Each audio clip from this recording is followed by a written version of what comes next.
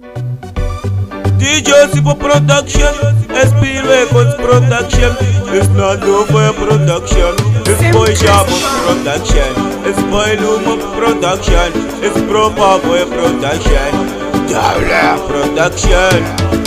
Mujuno da mare, munokuona, enzama jese, chaka kupona. Mujuno da mare, munokuona, enzama jese, chaka kupona. Numona tengesa madosi, ipapo unonga ari pangozi. Chanonga chaka unonga wechiziva kuti mari saka aufungisi. Zveupenyu hama changu zvinonesa, ukawana mari zvinosondesa, ukaita mazvo zvinoshoresa, saka ndoitenyu zvinodakadzisa. Muntu unoda mare munokuona, enzama zvese, chaka kupona. Unoda mare munokuona, enzama zvese, chaka kupona. Umweni munomuona jija, tsvaka kuti upenyu unochicha. Nguva chimwe munozomona waticha, saka zveupenyu zvinotongochicha. Nandofaya unoita zvomangoma, vanomudakarira vashoma.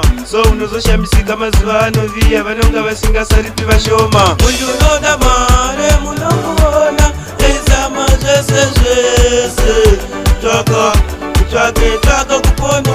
Muntu unoda mare munokuona, enzama zvese, chaka kupona. Nomona tengesa madosi, ipapo unonga ari pangozi. Chanonga tsvaka munonga mechiziva kuti mari saka amuvhunjisi. Zveupenyu hama changu zvinonesa, ukawana mari zvinosondesa, ukaita mazvo futi zvinoshoresa, saka ndoitenyi zvinodakadzisa. Unoda mare munokuona, enzama zvese, chaka kupona. Unoda mare munokuona, enzama zvese, chaka kupona.